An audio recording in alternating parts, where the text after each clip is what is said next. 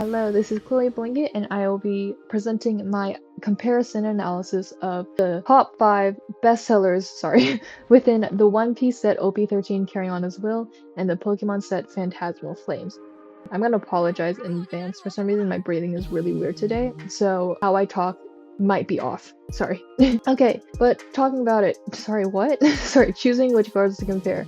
So in this case, I'm choosing the top 5. When choosing the top 5 for each set, I paid most of my attention to sales volume, market price, and market price changes. If you've watched any of my previous presentations, it's very similar to how I calculate my top 10.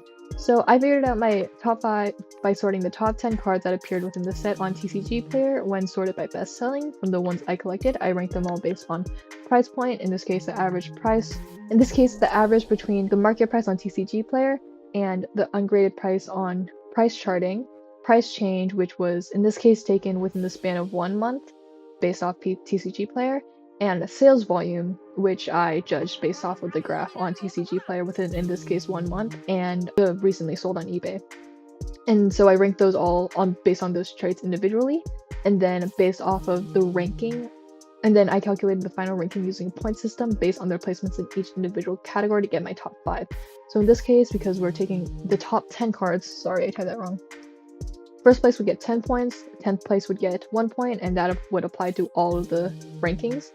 And then based off those points, I put them into my calculator, which in this case, their final score was the amount of points they got from their price point ranking, plus the amount of points they got from their price change ranking, multiplied by 2, plus the amount of points they got from their sales volume ranking, multiplied by 4. And then from there, I sorted those and then got my top 5 ranking. I will be comparing the cards based on their rankings. The number 1 best-selling card in OP13, in this case, will be compared to the number 1 best-selling card in Phantasmal Flames, and so on. Each slide will have both cards present, as well as an explanation of why I think both cards are in their ranking within their respective set, and then I will compare the explanations and comment from there. Okay, and then, sorry, it's color-coded.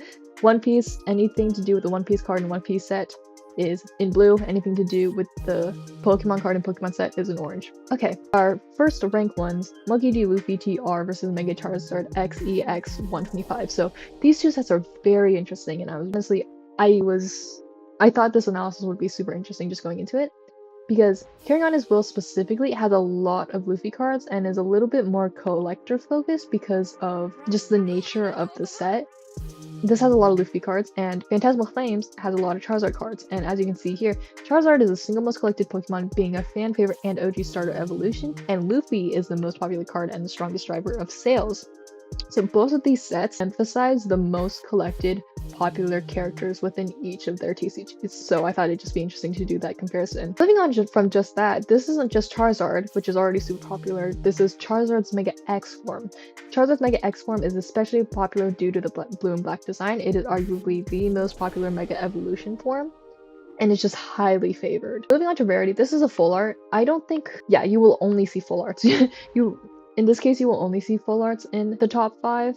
In terms of Pokemon sets, all of the bestsellers basically are full arts. I think there's one time where I didn't get a full art in bestsellers, and that had a lot to do with character popularity. But full arts are rare and are always sought after. They are the targeted chase cards for collectors. If you are opening a Pokemon pack, you are looking to get a full art, essentially.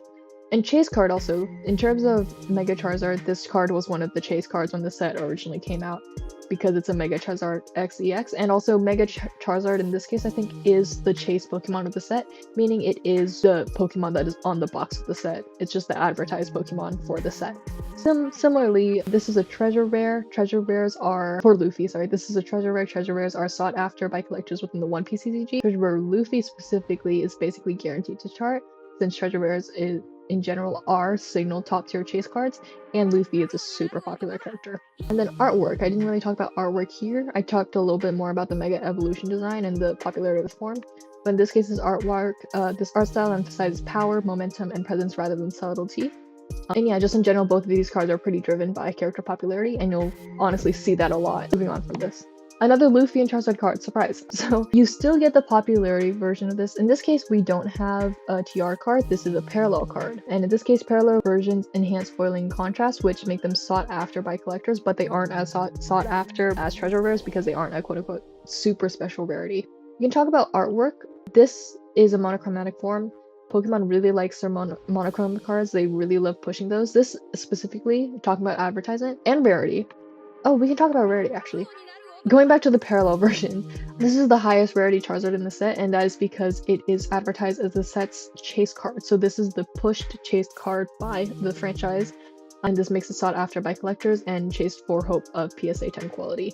Actually, this is the rarest card. When Pokemon was advertising the set to the public, they were like, hey, you want this card. This is the card you should be looking for.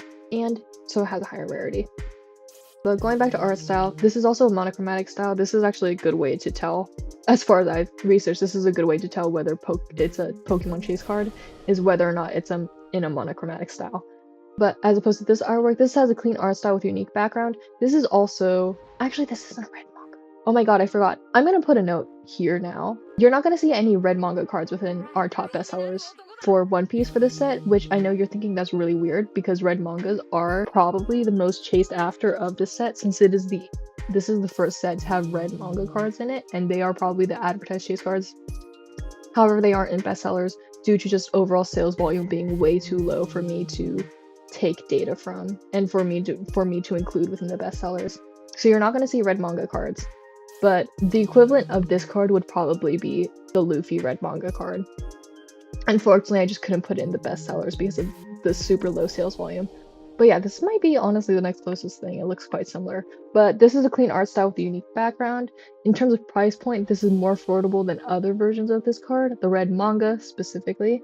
Also, like I said before, this set includes a lot of Luffy cards of varying versions, and so collectors will take this card just to say that they have all Luffy cards from the set. I think that's it for our second ranks. Third ranks, more Luffy, more Charizard. Talk about character popularity again, talk about form. This Mega Charizard has actually the collectability factor that the other Luffy card has, and this Luffy card has as well, because it's also a Luffy card. But similar to how the One Piece set has a lot of Luffy cards, this set has a lot of Charizard cards, or a lot of sought after Charizard cards. And so this card will often be bought simply to complete the collection of Charizard cards within this set. So because this card is popular and this card is popular, this card will be popular. And then the same logic applies to this Luffy card in this case. This also has a lot of the same reasons why this card is up here. This is an alternate art version though, which I think is actually quite similar to the parallel versions. But we have the character popularity for Luffy that Charizard also has. This artwork is clean. It's a clean art style that highlights character and expression, making the card appealing to Luffy fans and collectors. I didn't mention art style here, but that's because I didn't see a lot of comments when it came to the art style of this card as opposed to just overall rarity and character popularity. This also has the same price point thing. It's more affordable than other versions of this card. In this case, the red manga Luffy card, which is super sought after. And this set also, and then the collectability that we already talked about. Another Luffy card, except we're veering away from Charizard. There are other Charizard cards in this set, they just weren't within the top 5 for certain reasons, so I'm not going to be talking about them anymore. So this is our rank number 4s, and we still have Luffy with the character popularity, and this specifically is a wanted poster. So wanted posters are among the most beloved and most collectible art treatments in the entire game, often making them chase cards.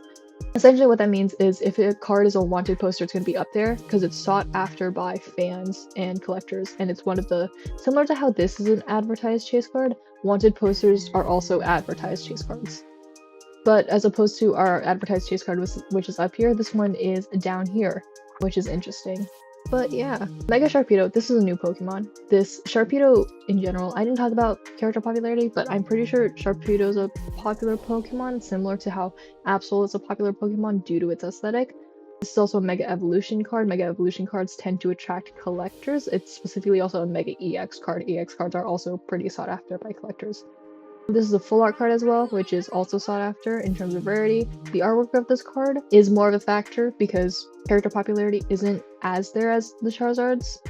But the artwork of this card, as well as this Pokemon, appeals to the fans of cool Pokemon, like I was talking about Pokemon popularity. This Pokemon just has a certain aesthetic that is appealing to people. And then we already talked about the Charizards, but in terms of price points, compared to the Charizard, Sharpedo is more affordable, but it's still a popular card and it's still a popular Pokemon, and it's still a really pretty card. And so people will buy this card because it is more affordable than the Charizards, but could be considered of equal quality. And then also playability. Playability usually, like I said, did I say it here yet? I don't know if I said it here yet. Playability is often not a factor you find within the bestsellers of Pokemon, and that's because the Pokemon TCG is very targeted towards collectors. a lot of people who buy Pokemon cards and sell them do not know how to play the game, as opposed to One Piece, where One Piece cards players still make a large part of the TCG fan base. And so because of that, playability is a factor that is often counted when the bestsellers. Playability is often a factor of what determines what the bestsellers are within a set. You'll notice I actually think in here we don't get playability within our top 5, and that's because of the nature of the set. This nature of the set is very targeted towards, like, I don't want to say targeted towards collectors, but it has a lot of factors that attract collectors a lot more than it does players, as you can tell by the 4 Luffy cards within our top 5.